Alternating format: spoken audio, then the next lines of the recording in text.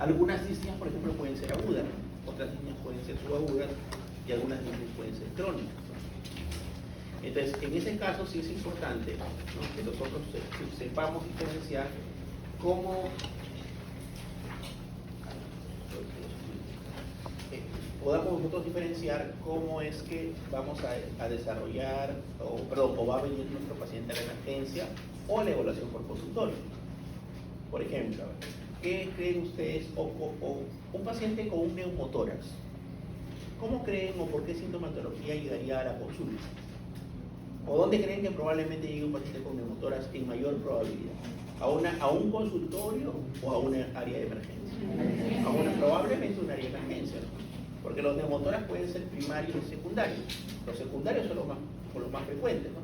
Y los secundarios mayoritariamente son por traumas torácicos, ¿no? Es un paciente que viene con un trauma torácico, por ejemplo, un accidente, una caída, un golpe, accidente de tránsito, lo que ustedes quieran ver, ¿no? Y viene con alguna forma, con alguna fractura de costilla, hay una probabilidad de que el paciente pueda tener un neumotórax. Entonces, siempre un paciente que tiene un traumatismo torácico, lógico, siempre hay que pedir una placa, ¿no? Pero no solamente para ver de alguna forma las costillas, sino también no parrilla costal, sino también pedirle una placa, ¿no?, de tórax, porque puede haber un neumotórax, ¿no? Y los neumotórax pueden ser pequeñitos o pueden ser grandes, que puedan de alguna forma complicar a el paciente, ¿ya? Muy bien. Entonces, ya lo primero que tengo que saber es dónde va a acudir mi paciente. Lo segundo que tengo que saber es, ¿no?, cómo clasificamos los neumotórax. Ya dijimos una clasificación, ¿cómo es? Primario y secundario. ¿Cuál será el primario?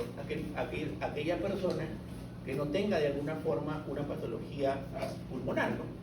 Esto es muy frecuente, por ejemplo, los neumotórax primarios son muy frecuentes en las personas que tienen 16, 17, 18, 19, 20 años, porque empiezan a hacer actividades un poco más diferenciadas. Por ejemplo, tal vez yo soy de Lima y hago mi primer viaje a la sierra y hago un neumotórax. O empiezo a querer, digamos, un hito, 8, 9, 10, 11 años, empieza a querer nadar debajo del agua, hace inspiración y hace un neumotórax. Es decir, ¿por qué? Porque tenemos lo que se llaman bulas congénitas. Es decir, se forman bolitas en la capa subpleural y estas se pueden romper. Entonces, al romperse forman el neumotórax. Entonces, ¿y esto cuándo tienden a poder romperse más? Cuando hay maniobras de Valsalva o presión negativa. ¿Cuáles son estas presiones de Valsalva o presión negativa? Eso, cuando yo estoy a la altura, hay mayor presión. Cuando yo me meto debajo del agua, ¿no?, y retengo aire, eso también es una presión negativa, ¿ok? O toso de forma exigente, o pujo de forma exigente. Esos pueden ser factores que pueden hacer que haya presión negativa, ¿no? Por lo tanto, estos pacientes, ¿no?, pueden llegar a la emergencia por un neumotórax, ¿no?, un neumotórax primario, digamos, ¿no? Entonces, el neumotórax primario, ¿dónde lo vamos a pensar mayoritariamente? En personas jóvenes, ¿no? Es raro que una persona de 60 años tenga un neumotórax espontáneo, ¿no?, un neumotórax primario, ¿ya? Entonces, ¿cuál va a ser la clínica? Dijimos la disnea, que es el cuadro clínico más importante. Y de ahí, lo otro que vienen es por un dolor torácico. Y ahí va la parte aplicativa de las ciencias básicas. A ver, ¿ya me quiere explicar por qué duele de alguna forma la parte del tórax? A ver, como una persona que tiene aire en su espacio pleural, ¿por qué le dolería? Por esa presión que hay. Ok, ya, pero a ver, ¿cuántas vísceras pleurales tenemos? ¿Cuántas? Dos, la visceral y la parietal. Muy bien. ¿Cuál de las dos duele o las dos duelen? La parietal. El doctor Silva, creo que ¿quién inerva la pleura? ¿Frénicos? ¿Sí? ¿Seguros? Va a depender mucho de qué parte, pero digamos, puede ser frénico o puede ser el vago, pero en general, mayoritariamente el vago. Acuérdense, el frénico que inerva mayormente, el diafragma. Entonces, estos dolores que van a ser dolores pleurales, ¿no? Es decir, ¿qué va a tener el paciente? Perdón, se llama dolor de punta y costado. ¿Sí? ¿Cuándo le va a doler? Cuando inspire. cuando inspira, porque ¿qué pasa cuando uno inspira? A ver, fisiológicamente, ¿qué pasa con las pleuras cuando uno inspira? No, el diafragma es diferente, estoy hablando de diafragma, de las pleuras. ¿Qué pasa? A ver, ahora vamos a la parte fisiológica. ¿Cuál es la principal función de nuestras pleuras o el espacio pleural para respirar nosotros? ¿Cuál es la principal función? Exactamente. Normalmente, la pleura tiene una presión intrapleural negativa, ¿no? ¿Qué significa esto? Que su presión es negativa, es menos 10, menos 9, es una presión de milímetros de mercurio. ¿Y por qué es vital esto? Porque ¿cómo es la presión normalmente en el aire ambiente? ¿Es positiva o es negativa? Es positiva. Lógico, no es el único factor, ¿no? También la caja torácica y otros factores, ¿no? Pero es uno de los factores más importantes. Entonces, si yo, por ejemplo, ahorita respiro, la presión es positiva. Entonces, ¿qué yo necesito para que se pueda expandir mi tórax?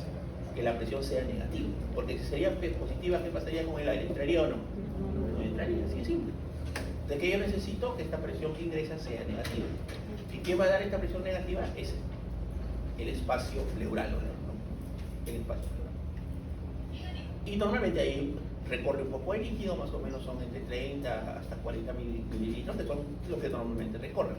Entonces, esa es la principal función de nuestras pleuras. Muy bien. Entonces, cuando yo tengo un paciente que tiene un derrame pleural, y ahí va la parte explicativa, la parte de aplicación clínica de las ciencias básicas, ¿qué pasa con esta presión negativa? Tengo un motor. Es decir, normalmente, en ese espacio, ¿qué hay normalmente, fisiológicamente? Acabo de decir esto un ratito. No, normalmente, ¿qué hay? ¿Qué componente? ¿Qué dijimos? Líquido pleural. Que de alguna forma, ¿cuál es su función? Es como un aceite. Es como un aceite, para entenderlo mejor, ¿no? Evita que se friccionen las pleuras. Nada más. Esa es su función. Entonces, ¿qué pasa si en vez de líquido hay aire? ¿Cómo estará la presión? ¿Positiva o negativa? Positiva. Porque ese espacio que era negativo se convierte en un espacio positivo. Y ahí va el siguiente análisis. Entonces, ¿qué pasará con este paciente cuando inspira? El paciente inspira, ¿qué va a pasar?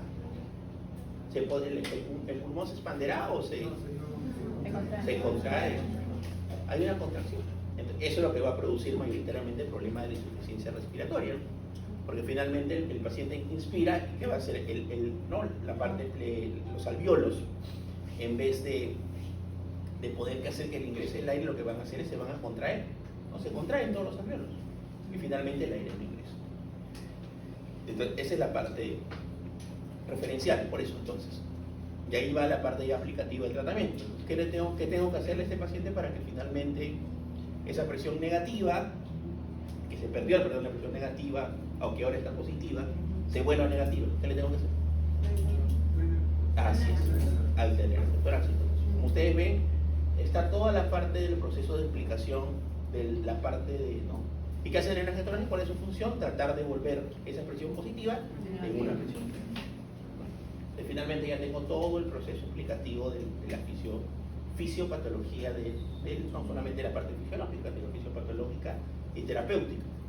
¿Cómo lo entiendo mejor? Si yo me acuerdo cuál es la función de mi pleura, ¿no? Entonces, si yo de alguna forma espacio pleural, si yo no lo recuerdo, ¿qué voy a decir? No pongo un drenaje, ¿no? Pero es diferente que entenderlo del proceso no fisiológico, fisiopatológico.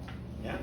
Muy bien, a ver, ¿qué datos clínicos tendría un paciente a la auscultación de un hemograma? A ver, ¿cómo estaría a la inspección, a la palpación, a la perfusión, a la auscultación? A ver, a la inspección, a ver, ¿cómo estaría ese tórax? Probablemente sí, un poco más.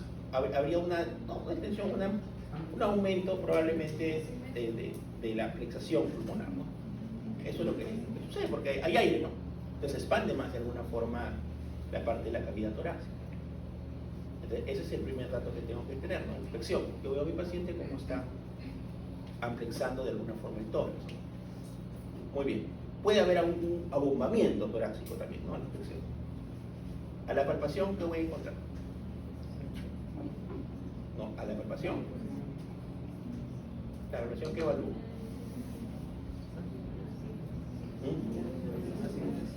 Claro, asimetría. Hay asimetría. Lógico, va a haber asimetría porque uno va a estar más abombado, ¿estamos de acuerdo?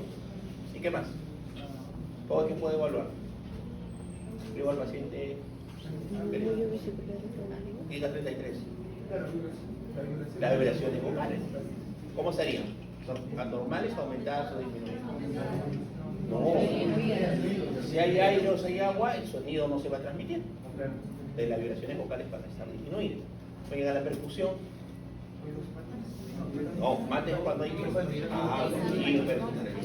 recuerda, normalmente nuestro pulmón es sonoro, normalmente. Entonces, si yo de alguna forma tengo más aire de lo normal, ¿qué voy a hacer? Va a tener hipersonoridad. Ahí está la explicación. Normalmente mi pulmón es sonoro.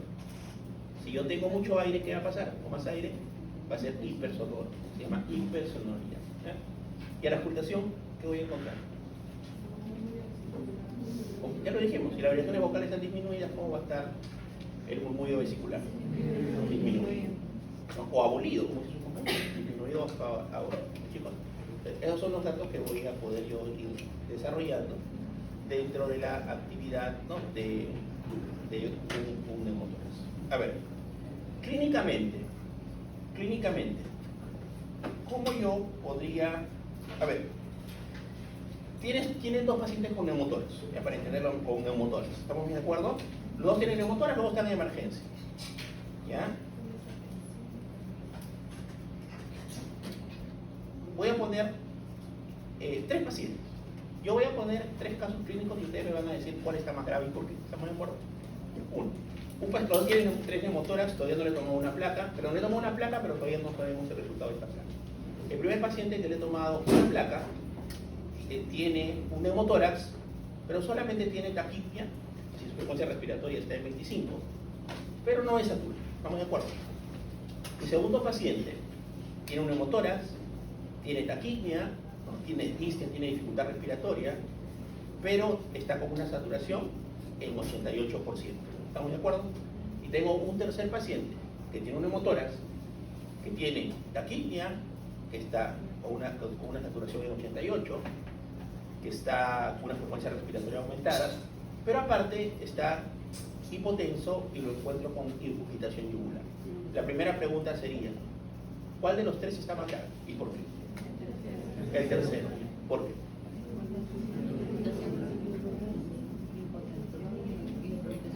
¿Por qué?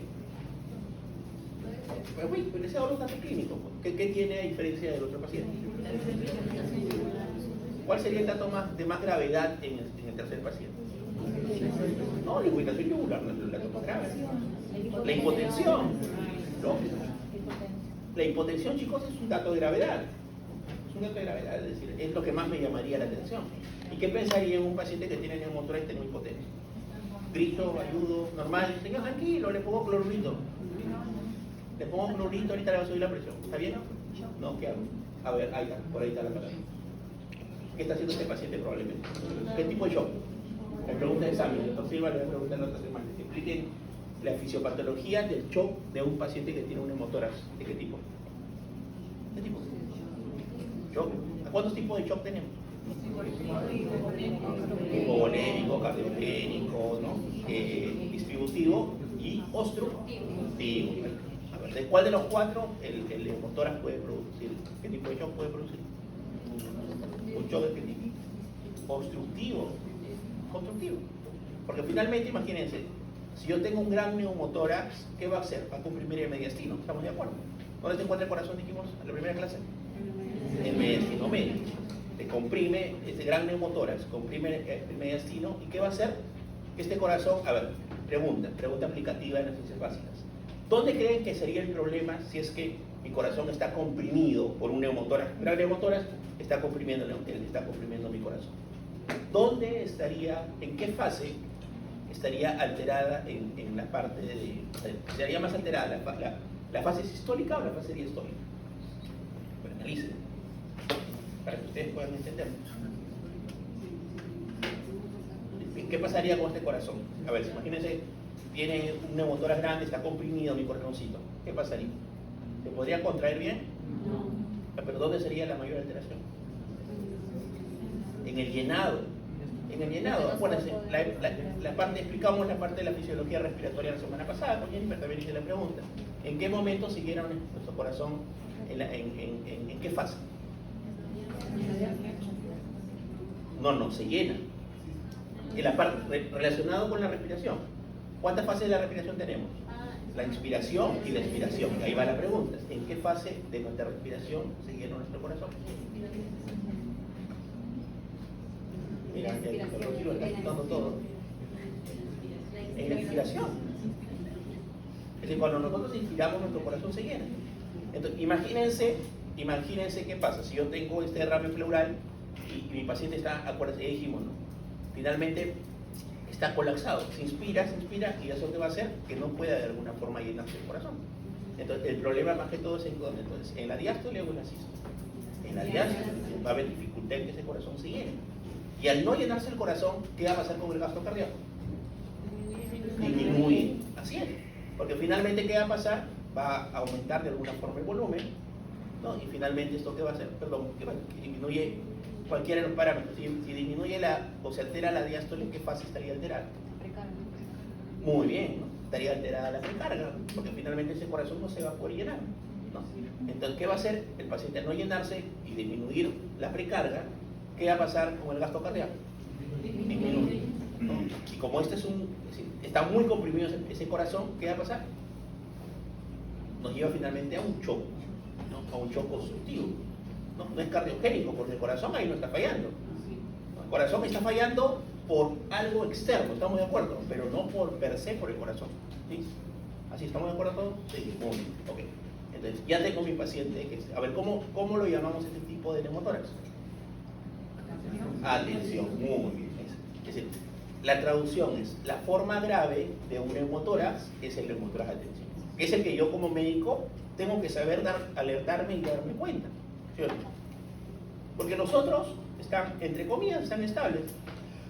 Al primero lo observo, al segundo le pongo oxígeno, pero ¿con quién tengo que actuar rápido?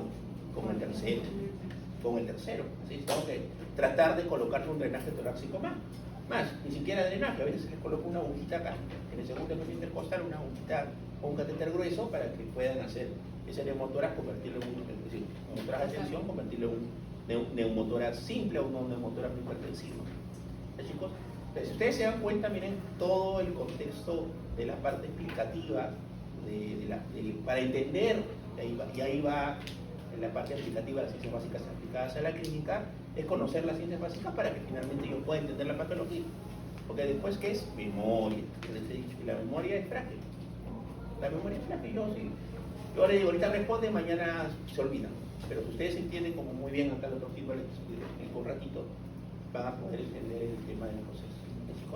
Muy bien, entonces, ese es el concepto que debemos que llevarnos de la parte de neumotórax. Por lo tanto, muy aparte del neumotórax que les ha dicho el doctor Silva, el derrame pleural, ¿no? ¿Y el derrame pleural qué tenemos que saber? Pues la primera causa del derrame pleural. ¿Cómo lo clasificamos? Muy bien. A ver, ¿con qué criterios hago la evaluación? Los criterios del aire. Eso es lo que tienen que saber también. Poder hacer la diferenciación. Entonces ustedes van a centralizar cuáles son los criterios del aire y van a diferenciar de acuerdo a cada uno, ¿no? Por ejemplo, ¿qué les podemos preguntar la otra semana que puedan ustedes poner? ¿No? Les ponemos, por ejemplo, un derrame por insuficiencia cardíaca y ustedes nos digan qué es, o exudado o ultrasudado, ¿no? O decirles cómo creen que estarían tal criterio en este paciente que tiene un derrame pleural por insuficiencia cardíaca. A ver, por ejemplo, la insuficiencia cardíaca, ¿qué tipo de líquido pleural patológico produce? ¿Produce un trasudado o un exudado? Trasudado. ¿Todos estamos de acuerdo? Es un líquido trasudativo, acuérdense. Un líquido por un exudado generalmente es cuando hay una inflamación propia de cualquier órgano, ¿no? De la pleura, del peritoneo, ¿no? Del pericardio, ¿no? Está inflamado per se esta estructura. Cuando es un trasudado, ¿qué pasa? Mayoritariamente hay una alteración en la ley de Starling. Ahí va la parte explicativa. No de Frank Starling, que es otra ley. La ley de Starling. La ley de Starling, ¿qué nos traduce? La parte de la regulación, ¿no? De la parte de la regulación para que finalmente haya un equilibrio entre ¿qué? y el líquido que se encuentra en el espacio vascular no se vaya al intersticial. Eso es lo que explica la ley, ¿no? ¿Sí? Y para eso hay componentes que se encuentran ¿dónde? En la circulación, que es la albúmina, y la parte de la presión que se encuentra en los vasos, ¿no? Entonces se llama la presión hidrostática capilar, ¿no? Son dos cosas diferentes. Entonces, ¿qué sucede? Cuando hay alguna alteración en estos dos componentes, que son los más importantes, porque puede haber también alteraciones linfáticas y otras cosas más que no vamos a marear, ¿qué va a pasar? Se altera esto y produce un exudado, ¿no? Pero un líquido transudativo, ¿no? Por ejemplo, a ver, ahí va. ¿Qué creen ustedes que pasaría en un paciente que tiene insuficiencia cardíaca? ¿Qué aumentaría? ¿La presión hidrostática o la presión? Ok, a ver, va la siguiente pregunta para ustedes. ¿Qué factores hacen que se produzca el edema? ¿Que la presión hidrostática aumente o disminuye? Que aumente. Ese es el primer concepto. Cuando la presión hidrostática aumenta en el capilar, ¿qué hace? Que se produzca edema. Y la siguiente pregunta, en cuanto a la presión oncótica, ¿cuál es el componente más importante para que da nuestra presión oncótica? La albúmina. Muy bien. ¿Qué tiene que suceder con la albúmina para que se altere la presión oncótica? ¿Aumentar o disminuir? Disminuir. Hacia. Entonces, cuando aumenta la presión hidrostática o baja la presión oncótica, la albúmina, aumenta la presión hidrostática, es presión, acuérdense, todo lo que es presión es volumen, aumenta el volumen, ¿qué va a pasar? O está relacionado con el volumen, perdón. Entonces, ¿qué va a pasar? Se va a producir el edema. Entonces, ¿qué pasa en un paciente que tiene insuficiencia cardíaca? ¿Qué implica la fisiopatología básica de esto para que se produzca el edema alveolar? ¿Qué produce? Insuficiencia cardíaca. ¿Qué pasa? ¿Qué aumenta? ¿Qué presión? ¿Para qué haya edema? La presión capilar pulmonar, ¿no? La presión capilar pulmonar, eso es lo que aumenta. Y al aumentar la presión capilar pulmonar, este es su nombre, presión capilar pulmonar, aumenta la presión y que produce edema. ¿Edema dónde? En la parte del alveolo, y también hay edema que puede de alguna forma exudar. Acuérdense, las líneas de Kerley, ¿se acuerdan? Eso es lo que de alguna forma se está haciendo para que haya finalmente un edema. Entonces, acuérdense la característica de la insuficiencia cardíaca, que puede haber derrame pleural. ¿No? Entonces, esto es la explicación. Entonces, acá es la relación fisiopatológica de entender cuál es la alteración que me va a producir este edema, ¿no? Por ejemplo, en un síndrome nefrótico, ¿qué pasaría? A ver, ¿qué habíamos visto? Síndrome nefrótico. A ver, no creo que sea tan difícil. ¿Qué sucede fisiopatológicamente en un síndrome nefrótico? ¿Qué perdemos? ¿Qué perdemos por el riñón? Proteína. En seminario 2, ahí sí hacemos full esto, chicos. Porque no lo estamos haciendo ahorita porque estamos yendo lentos, ¿sabes? Pero ya en seminario 2 sí va a ser más. Ya, okay. ¿Qué perdemos fisiopatológicamente? Solamente, netamente, ¿qué componente perdemos en la orina? Albúmina. ¿Así? Entonces, en este caso, si un paciente tiene un síndrome nefrótico y tiene la albúmina, le estamos perdiendo, ¿sí o no? ¿Cómo creen ustedes que va a estar su presión oncótica? Disminuye, ok. Entonces, en este caso, ¿podría haber derrame pleural? Sí, puede haber derrame pleural. Puede haber ascitis, puede haber derrame pleural, puede haber derrame pericárdico, que es lo menos frecuente. Sí, puede haber. Entonces, en este caso, ¿qué explica la fisiopatología de este edema? La disminución de la presión oncótica. Eso es lo que explica. Muy bien. Entonces, ese es un poquito para que ustedes entiendan. Y así diferentes patologías que ustedes quieran ver. Es decir, y tienen que saber de alguna forma cuál es la alteración para producción de ese edema. En insuficiencia cardíaca, síndrome nefrótico, hepatopatías crónicas, ¿no? Desnutriciones, síndrome de mala absorción. Porque cada uno de ellos va a tener diferentes manifestaciones clínicas del edema. ¿Por qué? Porque finalmente tienden a tener diferente causalidad, ¿no? Causalidad, perdón, no causa. ¿Ya, chicos? Muy bien, entonces vamos a seguir ahorita con el doctor Silva, con Jennifer, para poder complementar algunos conceptos adicionales. ¿Ok? Muy bien.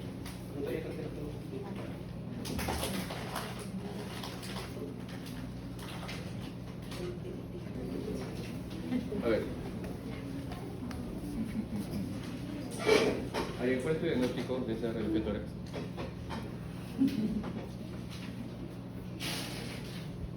¿Y por qué se produce?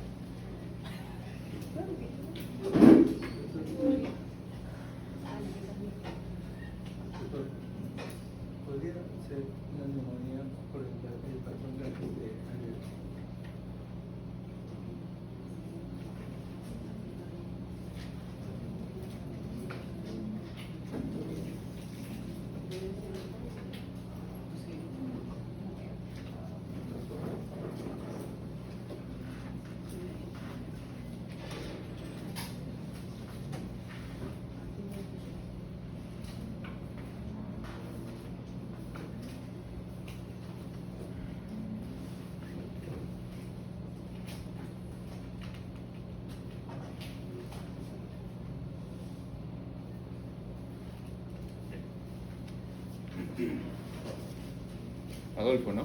Sí, Neumonía por pólices. por el patrón angular puede ser. ¿Eso es el patrón angular? No. O sea, yo me refería al de la izquierda. Pero es. Esto. Ajá. Marian, ¿qué opinión tienes sobre? ¿Es una placa normal? No, no. Ya. Por eso me cuesta entender. No es una placa normal. ¿Ya? ¿Por qué no es una placa normal, Arián? ¿Por qué no es una placa normal y qué te parece alterado?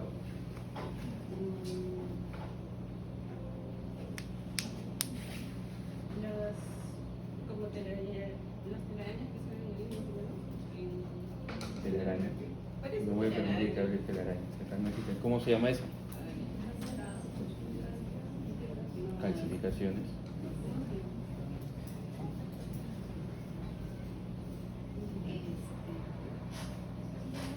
Telaraña.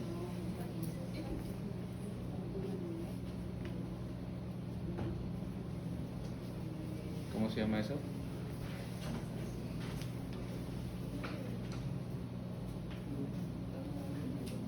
¿Mm? A ver, ven. Porque si tú fuiste capaz de identificarlo, tu compañero también.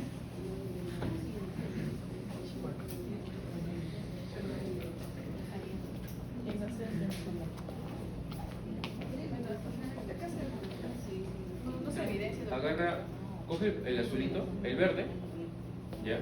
Y dibuja el pulmón que crees que está colapsado. Acá está normal, se ve todo el bronquio, los alveolos, todo eso, pero acá no hay nada. O sea, no se observa nada por aquí, por así decirlo, ni se ve acá. ¿Lo ven? ¿Lo ven? No, está muy bien. Aparte te da el antecedente que es por arma blanca. Trauma torácico por arma blanca. Y Indica la el presión antiinfarto, arterial también está baja. hipotenso. ¿Cuál es tu diagnóstico de Jay? Es un neumotórax, podría ser, no podría ser antiinfección. Ajá, eso es traumático, pero es un neumotórax, pero no se ve, pues, no hay hemorragia. Puede ser neumotórax, atención a... ¿Por qué crees que es tensión y por qué no es una motora espontánea? ¿Cuál es la diferencia entre uno y otro? Bueno, por la presión arterial parece que ya está habiendo una presión, ¿no? Estamos haciendo, gracias.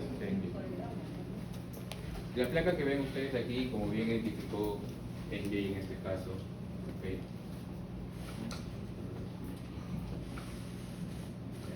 Este pulmón de acá, ¿ok? Y todo esto lo que ves acá, todo está en negro, ¿ya?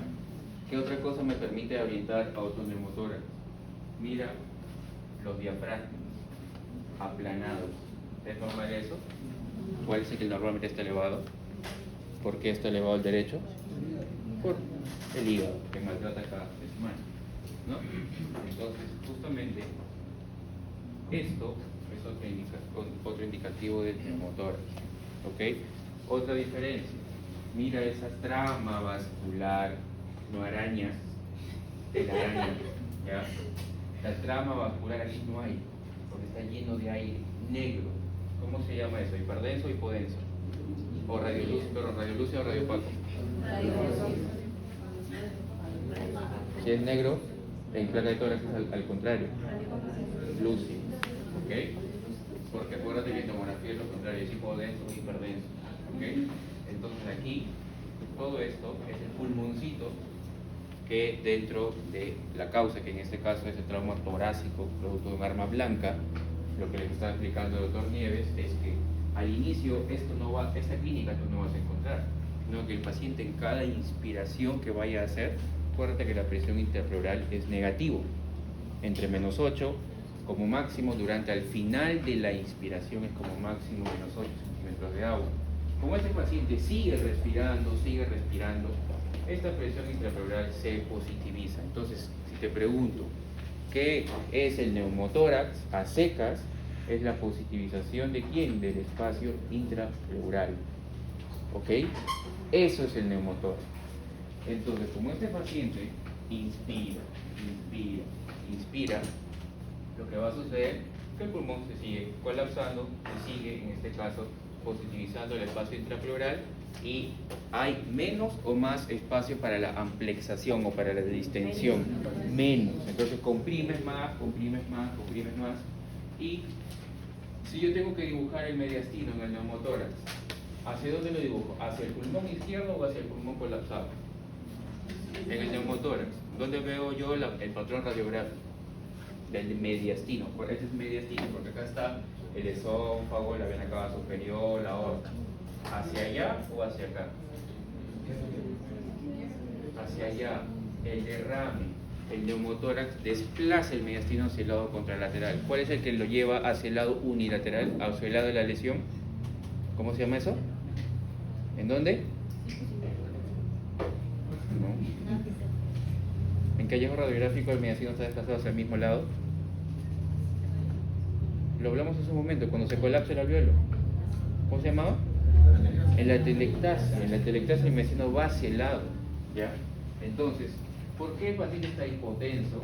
Porque, sobre todo, aquí se está positivizando este espacio intrapleural. ¿Y qué cosa ha pasado con el mediastino? Se desplaza hacia el otro lado, ¿ya? Este neumotórax, en este caso, esa placa es un neumotórax al inicio o en proceso de, en este caso, de convertirse en un neumotórax de tipo atención. ¿Cuál es la diferencia entre uno y otro? La presión arterial. Porque aquí está la aorta, aquí está la vena cava superior y todo eso. Cuando nosotros inspiramos, ¿ok? Cuando tomas aire, ¿aumenta o disminuye la presión intratorácica?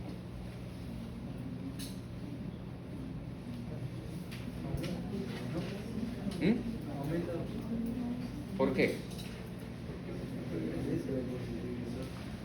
Toma aire. Disminuye la presión intratorácica. Por lo tanto, si disminuye la presión intratorácica, ¿cómo estará el retorno venoso? ¿Aumenta o disminuye producto de la disminución de la presión intratorácica? Acuérdate, el retorno venoso es vena cava inferior por debajo, vena cava superior por arriba. ¿Dónde llega? Aurícula derecha. Entonces, si yo tengo menor fuerza de oposición, ¿va a llegar más o menos sangre? ¿Cómo que menos? Más sangre, porque tengo menos presión intratorácica, menos fuerza, menos presión. Entonces, ¿qué es lo que está pasando en este paciente? Cada inspiración llega mayor cantidad de sangre, pero si tiene mayor desplazamiento del mediastino, a la larga va a generar un neumotórax a tensión. Entonces, el evento inicial de un paciente con neumotórax es la positivización del espacio intrapleural. Entonces, a consecuencia de ello, ¿cuál sería la terapia inicial en este caso? Es lo que nos han enseñado hace 2 ciclos en cirugía de tórax cardiovascular o de especialidades en un paciente con neumotórax a tensión. Drenaje, pues hay que drenarlo. Tubo colocarán al final, con este caso con una aguja, ¿no? Entonces, esa forma, ¿para qué? Para que todo este aire salga y el mediastino regrese a su posición, el corazón, de lo que se está encharcando porque está aumentando esa cantidad de sangre, ya puede eyectar y mejorar la presión arterial del paciente. La terapia final será en este caso colocar una ventana y el cardiotorácico hará lo que tenga que hacer. Pero eso es lo importante, ¿ok? Entonces, en resumidas cuentas, el neumotórax es la positivización del espacio intrapleural, ¿ok? Eso es importante. Normalmente, fisiológicamente, el espacio intrapleural siempre, por los siglos de los ciclos, va a ser negativo, siempre, en la inspiración o en la expiración. ¿Ya? Acuérdate, ¿cuánto equivale la presión atmosférica? 0. ¿Cuánto equivale la presión intrapleural en reposo? ¿No? Entonces, esa es memoria, tranquilo. Menos 5 centímetros de agua. ¿Ok? Entonces, ¿qué ley decía que los gases pasan de un alveolo de un lado de mayor presión a menor presión? Boyle. Entonces, Boyle te explica esto, la ley de Boyle, la ley de presión de los gases, hace que, en este caso, la presión de los gases pasa de un lado de mayor concentración, porque esto es 0. ¿Cuál es mayor? 0 menos 5. Entonces pasa en cada inspiración. Eso significa ley ley de Boyle, fisiología respiratoria. ¿Cómo se llama todo lo que les estoy hablando? Mecánica ventilatoria. ¿Ok? Cuando vemos neumo, vemos mecánica ventilatoria. ¿Ya? Muy bien, solo les quería mostrar esta placa para que puedan ver cómo es un neumotor. ¿Ya? Hay algo que es muy importante también, poder interpretar los patrones espirométricos. Como les había adelantado un poquito en la resolución del examen, existen dos tipos, ¿ok? Obstructivo y restrictivo. Pero primero, evidentemente, este patrón que tenemos acá arribita se llama el índice de Timpenow, también lo pueden encontrar. Timpenow, creo que se escribe, algo así. ¿Ya? ¿Qué mide? El volumen inspiratorio forzado, que es el P1, sobre o en relación con quién, con la capacidad vital forzada. ¿Ok? Eso de allí tiene un valor que es normalmente 0.7 o el 70%. Cuando está disminuido al 0.7 decimos que es un patrón obstructivo. Cuando está normal o al 70% o por arriba de este es un patrón restrictivo. ¿Cuál es la diferencia entre un patrón obstructivo y restrictivo? El obstructivo, el problema, como su propio nombre lo dice, está obstruido. ¿Dónde está obstruido? En el bronquio. ¿Ok? El problema está acá, en el bronquio. ¿Te acuerdas? Tienes tu tráquea, el bronquio derecho, que es un poquito más ancho, el bronquio izquierdo, que es más largo y en menor diámetro, pulmón izquierdo, pulmón derecho. ¿Ya? El problema está acá. Esto es como un patrón obstructivo. Ejemplo de patrón obstructivo, por ejemplo, EPOC. ¿Ok? En sus dos derivados. Enfisema y bronquitis crónica. Otro ejemplo de patrón obstructivo, asma. ¿Ya? Por el otro lado, si el problema acá está en el bronquio, el problema en este caso del patrón restrictivo está acá, en la bolsa, en el parénquima pulmonar. Ahí está el problema en este caso restrictivo. ¿Ok?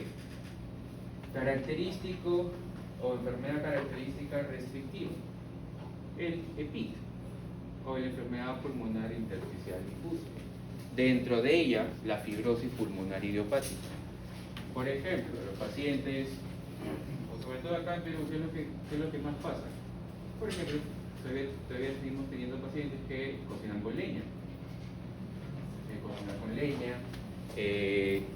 Bueno, si tu casa es un poco antiguo, del año 50, a veces la pintura tenía este cierto químico, que ahorita no recuerdo el nombre, pero que usualmente se solía depositar en los pulmones y que a la larga, asbesto, gracias, que justamente a la larga tenía este patrón restrictivo, que en este caso por la asbestosis.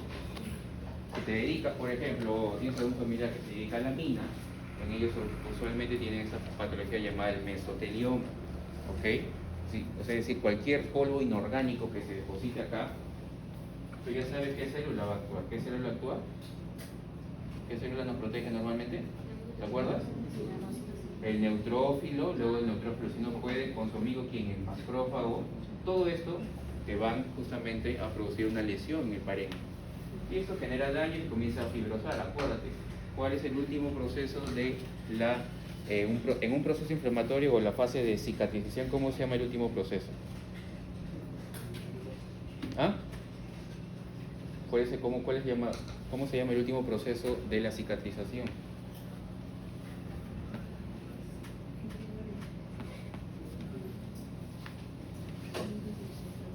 La fase resolutiva, ¿cómo se llama? Ok, la fase resolutiva, ¿quién predominaba? Los fibroblastos, ¿de acuerdo? ¿Quién produce los fibroblastos? ¿Qué produce los fibroblastos que está de moda ahí de colocarse? Como que plasma. Colágeno. Entonces, ¿qué es la fibrosis? Los depósitos de colágeno. Aquí, aquí, aquí, aquí. Entonces, eso a la larga evidentemente repercute sobre la amplexación de ¿quién? De tu bolsa o en este caso del pulmón. Y el paciente tiene un patrón, en este caso restrictivo. ¿Por qué? Porque el problema no está acá, sino está acá. ¿Ok?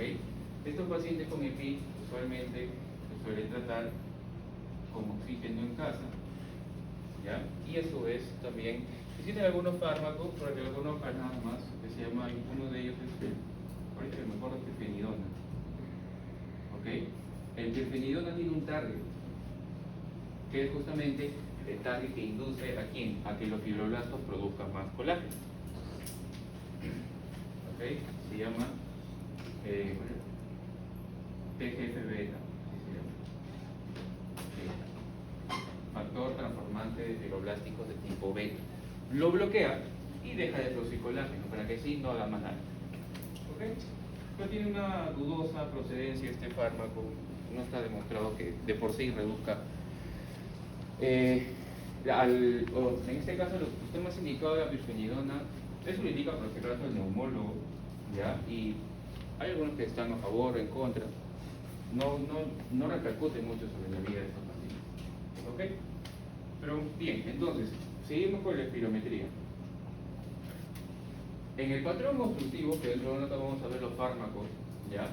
En este caso pueden haber dos apartados adicionales. Aquellos que van a revertir por el uso o el test de broncodilatador y los que no van a revertir. ¿Ok? O en este caso beta agonist, que es lo mismo que broncodilatador. ¿Ok?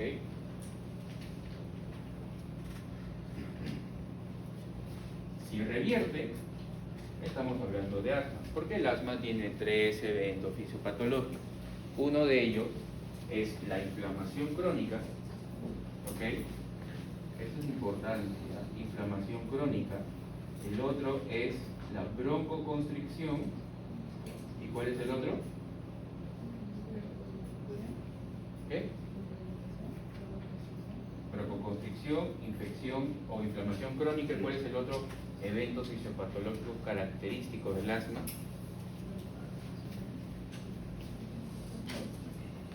¿Cuál es? Inflamación, broncoconstricción y el otro. Sibilancia.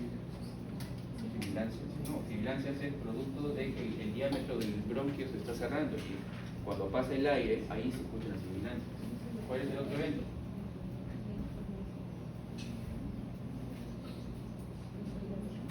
Eso es el fisiopato.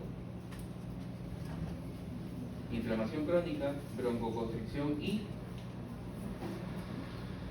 hiperreactividad bronquial.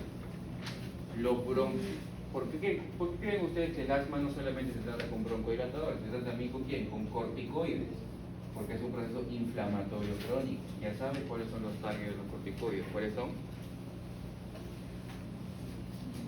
¿Cuáles son? ¿Target de corticoides?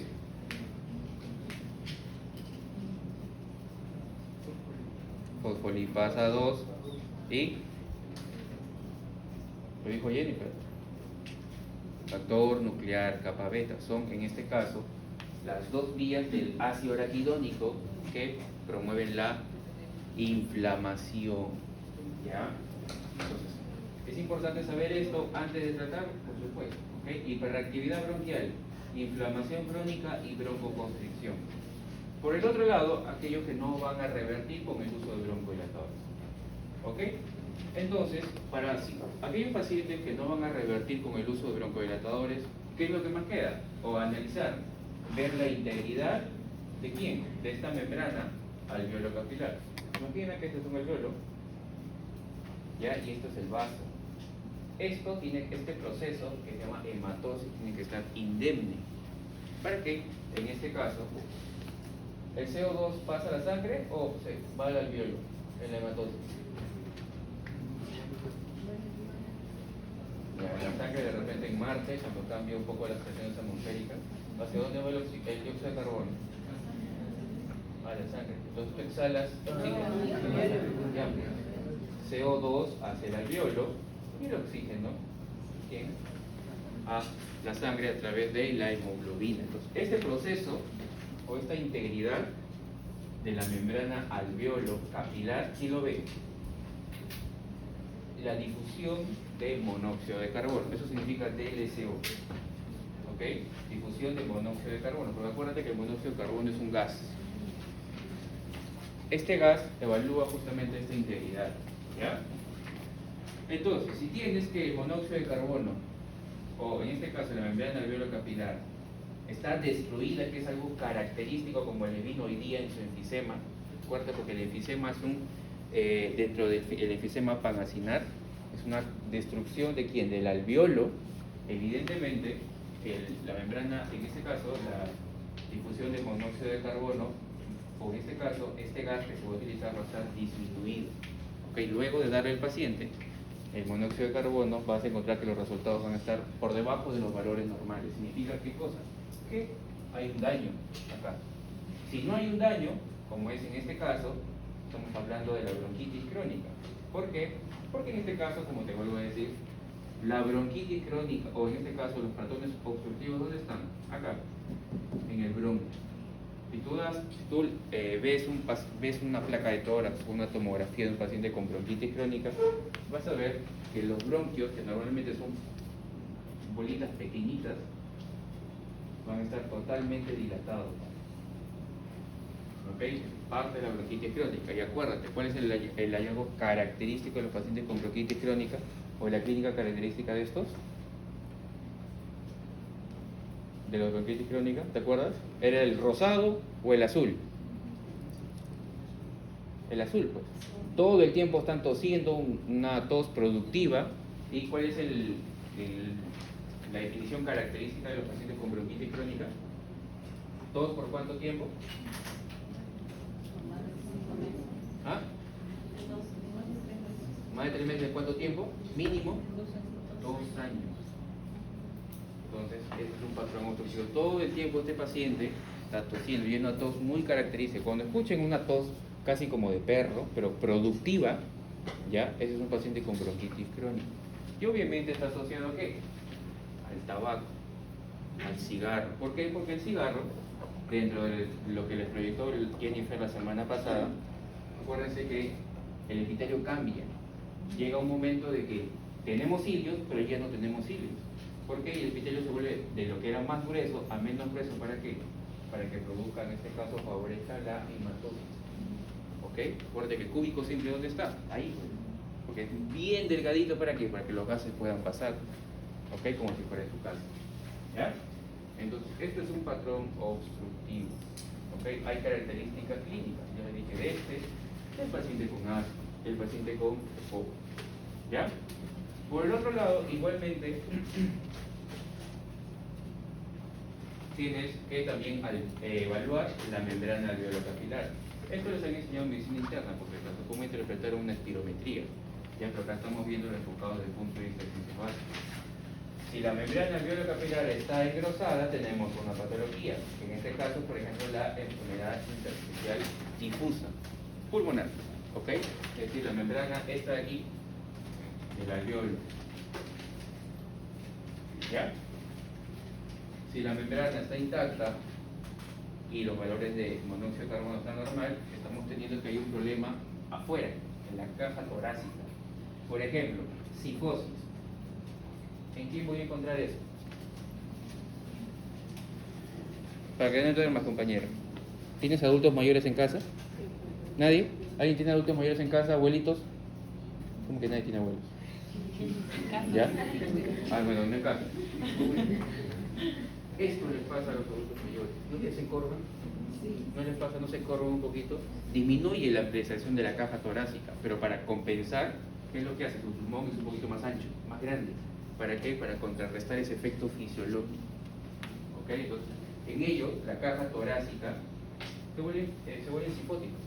¿Ok? Se vuelven así, curvaditos, ¿no? Porque es parte normal del envejecimiento. O en este caso, y lo que nos encanta hablar en seminario 2, las enfermedades neuromusculares, miastenia gravis, Lambert-Eaton, ok, todo ello. ¿Ok? Muy bien. ¿Por qué les estaba explicando esto? ¿Pueden poner una imagen, por favor? Aquí. Ah, no, acá le puedo hacer, tranquilo.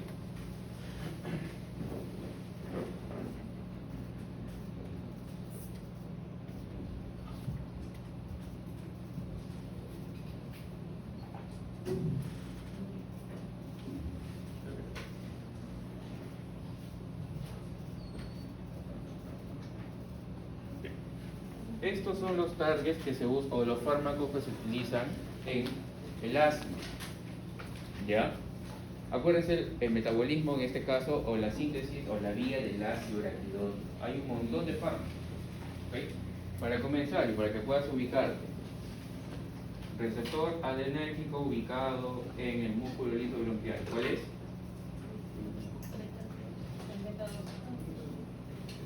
¿Ah? Beta 2. ¿A qué proteína es esto acoplado?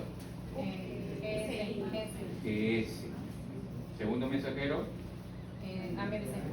AMP5. ¿Quiénes juegan con beta 2? ¿Qué fármacos?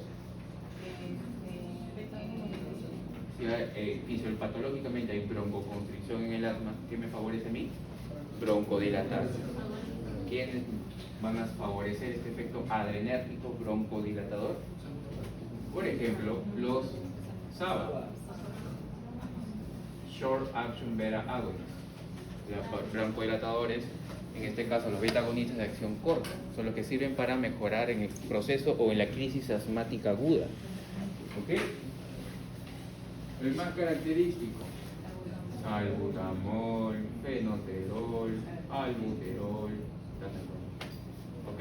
Así como hay SABA, ¿qué más hay? Los LABA. Si hay de acción corta, de acción larga. Por ejemplo, formoterol, por ejemplo, salmeterol. Fármaco. ¿Cuál de los dos tiene mayor inicio el tiempo de inicio de acción más corto? Y que te sirve para los procesos agudos, para las crisis asmáticas. El formoterol, creo que es en 2-3 minutos, si mal no recuerdo. ¿Ya? Entonces el meterol demora, eso más o menos es a la media hora aproximadamente, recién hace su efecto. Entonces el formoterol te ayuda también. ¿Ya? Muy bien. ¿Qué efectos adversos creen ustedes que tengan los short action los betagonistas de acción corta o larga? ¿Qué efectos adversos creen? Si son agonistas del receptor beta-adrenérgico. ¿Ah? Taquicardia, obviamente lo más característico. ¿Ya? Muy bien. Así como hay uno que broncodilata cuando... ¿Quién se une acá a su receptor normalmente? ¿Quién actúa? ¿Quién es el ligando que actúa con el beta 2? Si es un receptor adrenérgico, acetilcolina, agarra su silla, por favor. ¿Cómo va a ser acetilcolina? Si es un adrenérgico, adrenalina o noradrenalina, ¿ya? Adrenalina. Ahora sí, receptor muscarínico, que está ubicado en músculo liso bronquial. ¿Cuál es el ligando? Ahora sí. Acetilcolina. ¿Ya? Acetilcolina. ¿Cuál es el efecto fisiológico de la interacción de acetilcolina con su receptor M3 ubicado en músculo liso bronquial? ¿Qué produce? Broncoconstricción.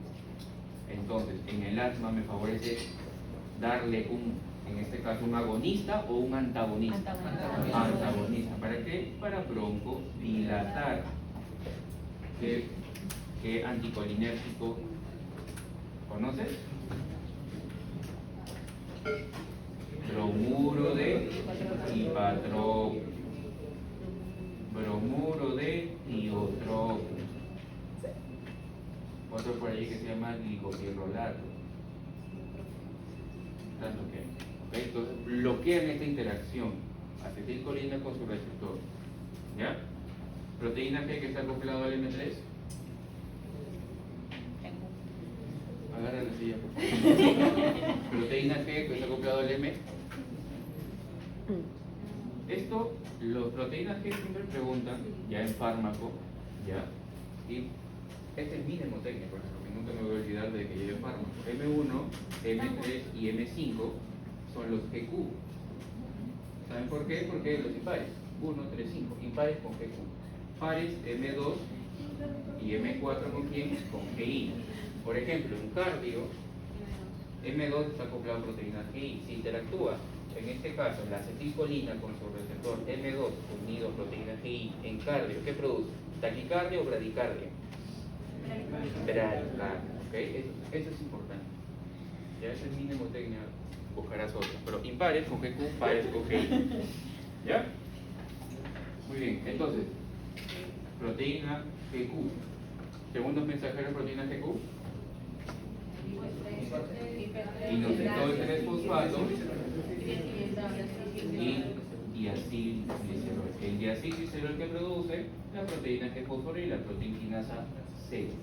Y inositol 3-fosfato quien produce saca y calce de quién? Del retículo sarcoplasmático, para que produzca la broncoconstricción. Entonces, obviamente todo este proceso fisiológico tengo que bloquearlo. Tengo que bloquear acá esta interacción de acetilcolina con. Por esa razón, cuando por ejemplo tú recibes tu examen, estás todo taquicárdico, ¿ok? Si alguno aquí es asmático, venga siempre con su salbutamol, porque fenómenos en este caso de adrenérgicos te pueden generar broncoconstricción, porque más allá de que hay grandes cantidades de adrenalina con su beta 2, también se libera la contraparte para disminuir tu frecuencia cardíaca. ¿Quién es? La acetilcolina. Entonces, cuando la acetilcolina interactúa con el M3, se puede producir broncoconstricción.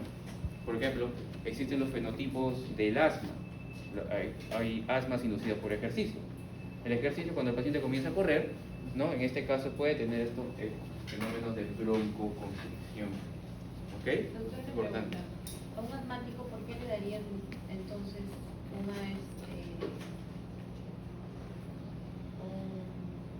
Ok. anti-M3, o sea, un antimuscarínico? ¿Ok? Un inhibidor del M3, un antagonista del M3. ¿Qué le daría? Tengo que darle un anticolinérgico o un asmático. Pues no, pero si le da solamente el sábado no sería... Claro, eso es lo ideal. Entonces ahí vamos a la parte ya de medicina interna que nos han enseñado que hay escalas. La primera escala es SABA con quién, con corticoide en al lado, que ya sabe cuál es el mecanismo de acción. La segunda escala es lo mismo más que más un anticolinérgico. La tercera es de acción larga con tantas cosas. Entonces por eso es que hay escalas. ¿Ya? Entonces, pero nosotros estamos enseñándolos a partir de toda la farmacoterapia que hay disponible para el asma. Ya el neumólogo, tú como médico general sabrás del primero y el segundo, sobre todo de quién, de las crisis asmáticas, que es lo que te importa. ¿Ok? Algo importante que nunca se me olvidó cuando me enseñó una neumóloga muy buena de la FAB es que si hay un paciente con asma, anteriormente ha usado corticoides, tienes que volver a darlo. Porque estos pacientes, si solamente le das salbutamol, por ejemplo, tienden a empeorar. Siempre. ¿Ok? Entonces, en una crisis asmática, siempre dale SABA, salbutamol con, en este caso le puede dar prednisona, o si tuvieras metilprednisolona. Siempre te oigo. Pero eso ya es parte de qué cosa? Terapéutica. ¿Ok? Muy bien. Entonces, ¿qué efectos adversos podrías esperar tú si por arriba tienes taquicardia, si tú le das a este paciente bromuro hipotrópico? ¿Qué efectos adversos puedes esperar?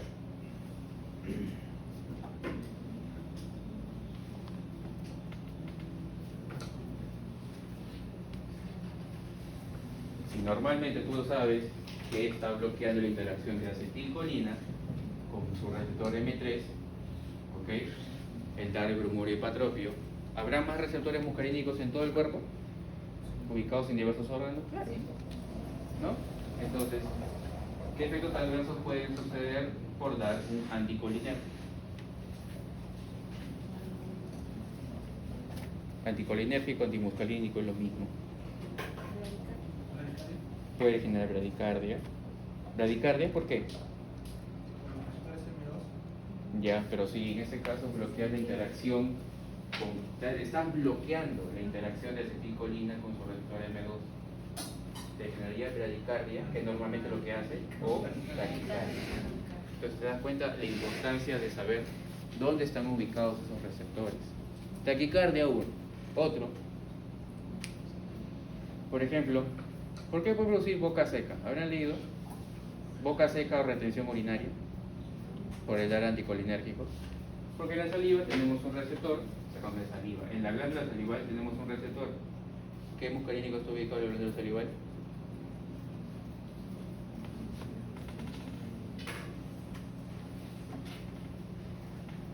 ¿Vale? La ubicación de los muscarínicos en los diversos órganos es importante. ¿Ok? Por ejemplo, en la vejiga también tenemos otro tipo, ¿ya? Entonces, ahí eso es importante. ¿Eso cómo se llama? Fármaco. ¿Ok? Es la ubicación de los receptores adrenérgicos y colinérgicos. ¿Ok? Por eso es que el uso del anticolinérgico puedes esperar que como efecto adverso, boca seca, ¿ok? Ojo seco, retención urinaria, ¿no? ¿Por qué? Porque el efecto, en este caso, a nivel, por ejemplo, de la vejiga, el efecto muscarínico hace que contraigas el músculo detrusor y orines. Si bloqueas esa interacción, vas a tener retención urinaria. ¿Ok? Entonces, esto de aquí, esta ubicación de estos receptores, es algo importante. Porque, se dan cuenta, se puede preguntar como caso clínico, ¿no? Por ejemplo, un paciente con una crisis asmática, que ya evidenciarás o sabrás en este caso, que se produce por broncoconstricción, sibilancias y todo ello, a las 48 o 72 horas el paciente tiene retención urinaria.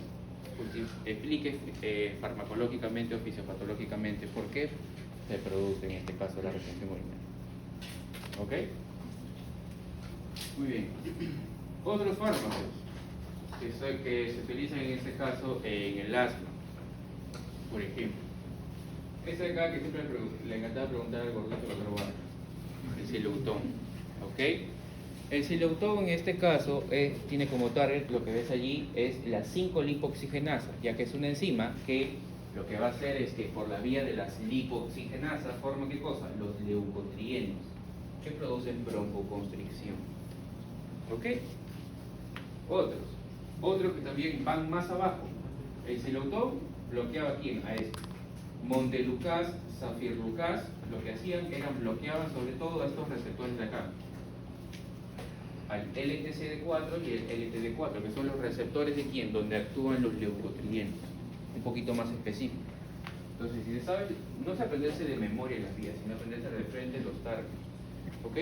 En este caso acá, por ejemplo, ¿por qué creen ustedes que dice ahí que los AINES y sobre todo la aspirina otra vez siempre, produce asma?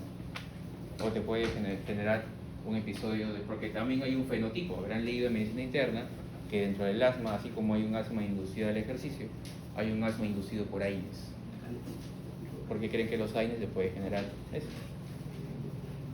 ¿Alguien me puede decir?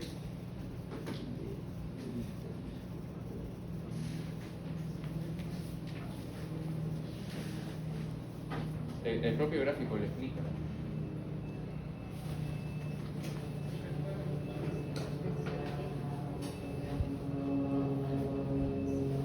Inhibe la prostaglandina, que es un antigrama fisiológico. Primero, ¿cuál es el mecanismo de acción de los AINES? Por ejemplo, ibuprofeno. Inhibe, ¿no? Hay reversión. Bloquea COX-1 y COX-2. ¿Ok? Fisiológicamente, por la vía de, así como hay una vía de las lipoxigenasas, hay una vía de las ciclooxigenasas. Las ciclooxigenasas producen en este caso que te hemos preguntado en tu primer examen. Creo que vino del tromboxano A2, o le preguntamos al seminario uno creo ayer. ¿Ya? Y en este caso produce, las prostaglandinas. Las prostaglandinas, así como uno de los efectos es la barrera, en este caso la mucosa gástrica, proteger contra el ácido clorhídrico, produce fisiológicamente broncodilatación. Si tú bloqueas a través de un fármaco la vía de la lipoxigenasa, ¿qué haces? ¿Broncodilatación o broncoconstricción? Broncoconstricción. Entonces, en un paciente con asma, tú le das AINES y ¿qué va a producir? Broncoconstriñes y puede suceder en este caso una crisis asmática. ¿Okay? Entonces, esa es la importancia de otra vez saber esta vía, de las tantas vías que es del ácido araquidónico. ¿Ya? ¿Todo claro? Aquí está, en este caso, los corticoides, como bien explicó Jennifer la vez pasada cuando habló. ¿En qué patología se utilizan corticoides para inducir la producción surfactante? Maduración pulmonar, sobre todo en los pacientes que tienen enfermedad de membrana hialina o antes de. ¿Ok? Muy bien. Por eso es que si ustedes seguramente en gineco les habrán dicho que un paciente prematuro, parte de su manejo es darle corticoides a la mamá para que vaya madurando y evitar esta patología llamada enfermedad de membrana hialina. ¿Ok? Muy bien. ¿Alguna pregunta?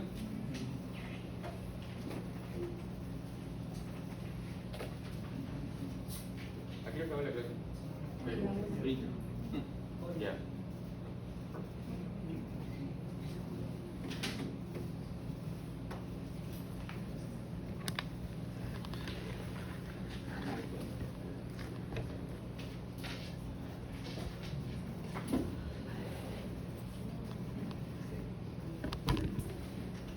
Esto de acá es lo que tienes que saber porque siempre te van a... Tómale una foto de esto, ¿ya? Son lo que le pregunté a la compañera hace un momento, los hallazgos semiológicos de neumonía, neumotórax, derrame pleural y todo eso, ¿ya? Eso es más que memoria, es entenderlo. Porque mira nomás la consolidación. La consolidación, producto de qué patología puede ser, por ejemplo. Neumonía. ¿Cuál es el agente que más probablemente te va a producir consolidación?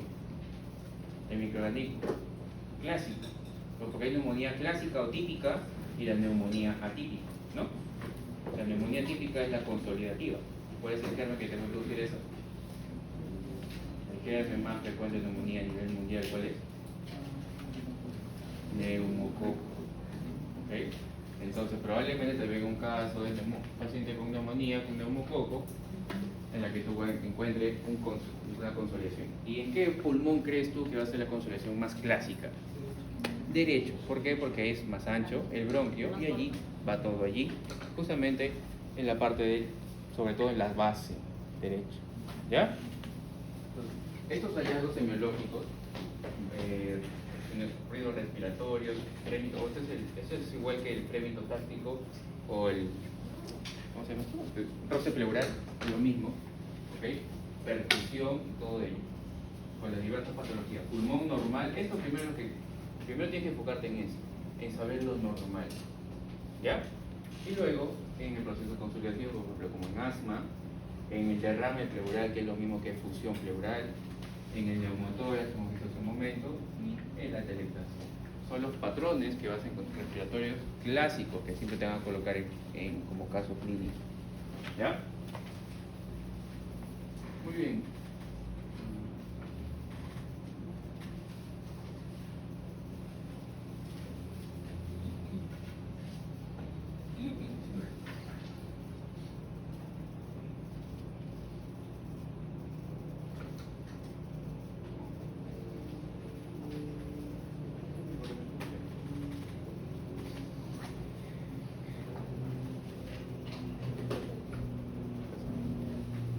Esto de acá también es importante. El algoritmo de hipoxemia, perdón, la interpretación del gradiente alveolar arterial. ¿Ya? El gradiente alveolar arterial es básicamente ver, otra vez, mira esta imagen de acá, alveolo, vaso sanguíneo. El gradiente alveolar arterial ve esto. ¿Ya? Tenemos cuando el gradiente alveolar arterial está normal y cuando el gradiente alveolar arterial está incrementado. ¿En qué examen de laboratorio puedes ver el gradiente alveolar arterial? El más clásico de todos, el que vas a sacar 1.000.000 de veces en medicina interna, en tu famoso ACA, cuando estés pinchando ahí a tu paciente cada rato, la radial de la arteria que sea, te van a decir interno, recoge el AGA e interpreta. Eso es importante. ¿Ya? Por ejemplo, aquellas patologías que tengan un gradiente alveolar arterial normal. El gradiente alveolar arterial normal, eso por si acaso incrementa con la edad. ¿Ya? Hay un rango característico que es de 5 a 14 milímetros de mercurio del gradiente. Cuando, a medida que ganamos edad, esto va a ir aumentando. ¿Ya? Porque a partir de los 40 años este gradiente cambia, pero eso ya tranquilo, eso déjalo para el intensivista, para el médico internista, porque eso hay que usar la edad sobre 4, es una fórmula. ¿Ya? ¿Qué es lo importante? Saber las causas. En un gradiente alveolar arterial normal, por ejemplo, tienes cuando hay disminuye la presión, en este caso de oxígeno. Ejemplo clásico, cuando disminuye la presión de oxígeno, la fracción inspirada de oxígeno. Ejemplo clásico. ¿Ah? Mal de altura cuando te vas a donde Anca, Yaguaraza, Cerro de Pasco. ¿Ok? Por otro lado, la hipoventilación. La hipoventilación es otra de las causas del gradiente alveolar arterial normal. ¿Qué patologías pueden producir la hipoventilación? Por ejemplo, que el paciente intoxicado por benzodiazepinas. Clásico. Otro, sobre todo los gorditos, ¿okay? Los pacientes bien obesos, ellos en este caso tienen disminución de la ampliación torácica y son retenedores de CO2. Y ellos también pueden tener un patrón hipoventilatorio que tiene un gradiente normal. Lo que más preguntan es esto acá abajo. El gradiente hormiguero arterial incrementado. Y lo más frecuente, lo que siempre más preguntan acá, esto de acá. Alteración de la ventilación y la perfusión. ¿Te acuerdas de tu pulmón? ¿Qué parte es más ventilada? ¿Los ápices o las bases? ¿Cuál es la parte más profundida? ¿Y qué crees que pasará en el ejercicio? ¿Esto se mantiene así? ¿Qué sucede en el ejercicio?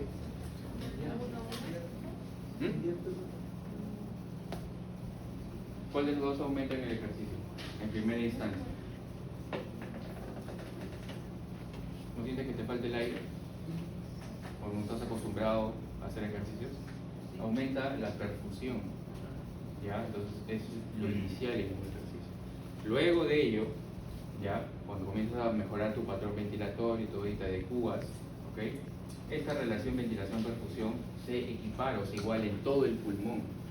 Es decir, como sabes que fisiológicamente los ápices son las mejores ventiladas y la base las mejores perfundidas, en este caso la sangre va hacia el lugar donde le conviene, al alvéolo ventilado, que son los ápices.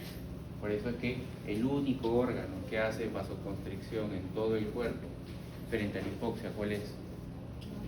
El pulmón. ¿Okay? Todos los demás, cuando hay hipoxemia o hay hipoxia, hacen vasodilatación. El único que hace vasoconstricción es el pulmón, para que redistribuya esa sangre pues, al lugar donde sí le conviene, que haya mayor ventilación. ¿Ok? Entonces, el que más preguntan, como les vuelvo a decir, es esto de acá. Causas de lo que más preguntan. Otra vez, neumonía. ¿Ok? Como ves acá, neumonía. Y sobre todo, esta era la causa de que los pacientes con COVID se iban a UCI. ¿Ok? Síndrome de distrés respiratorio agudo. ¿Ok? El síndrome de distrés respiratorio agudo no es nada más y nada menos que un aumento de la permeabilidad capilar, evento fisiopatológico inicial. ¿Ya? ¿Por qué aumenta la permeabilidad capilar? Porque en este caso hay citoquinas proinflamatorias. Como lo dijo el doctor hace un momento, ¿qué tipo de ley regula las presiones del vaso sanguíneo? De Starling. Entonces, el aumento de la permeabilidad capilar produce ¿qué cosa? Edema. ¿Ok? Entonces, ¿por qué estos pacientes por ejemplo, en COVID y todo ello, iban a unidad de cuidados intensivos? Porque estaban en un distrés respiratorio severo y que había que intubarlo. ¿Ok? Para que en este caso esta alteración en la ventilación-perfusión mejore en esos pacientes. ¿Ok? Muy bien. Otra de las causas, por ejemplo, como les había dicho otra vez el dibujito, alveolo base. Si hay una alteración en la difusión, ¿ok? Evidentemente podemos encontrar que la membrana alveolar va a estar engrosada. ¿Qué patología puede ser la membrana alveolar engrosada? Fibrosis pulmonar. ¿Ok? Por otro lado, los shunts o las comunicaciones de derecha a izquierda. En pediatría te van a enseñar que existen las famosas cardiopatías congénitas. Las cardiopatías congénitas, todas las que son hipoxémicas, ¿ok? O las que vuelven al bebito azul, siempre van a ser de derecha a izquierda, porque ya sabes que la sangre de las cavidades derechas es oxigenada o desoxigenada. Manuel, despierta, yo también estoy hipoglicémico. Las cavidades derechas, Manuel, la sangre de las cavidades derechas son, en este caso, ricas en oxígeno o pobres en oxígeno. Pobres en oxígeno. Entonces, si se mezcla la sangre pobre en oxígeno con la sangre rica en oxígeno, va a producir, en este caso, cianosis. ¿Ya? Por ejemplo,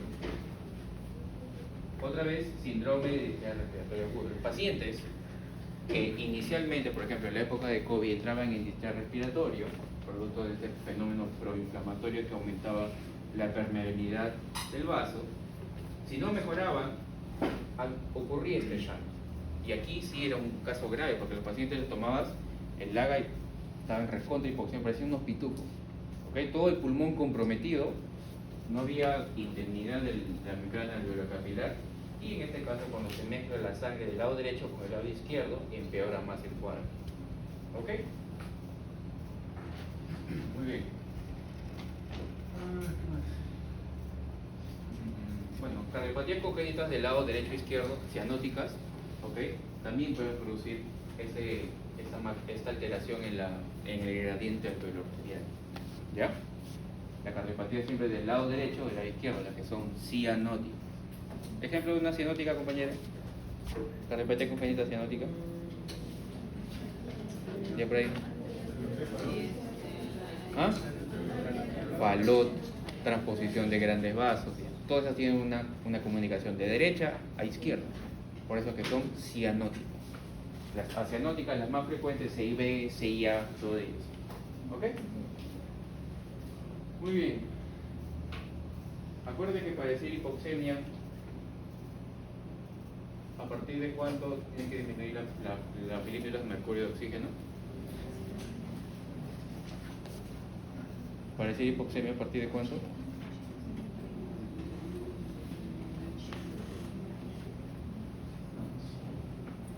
Nada más, algo más. ¿A partir de cuánto? Con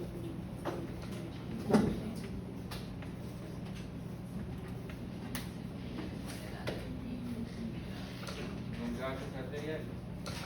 ¿Ok? Usualmente algunos dicen 60, otros dicen 70, pero cuando va por debajo de eso, ojo, la presión arterial de oxígeno, que es lo mismo que la saturación de oxígeno, son totalmente diferentes.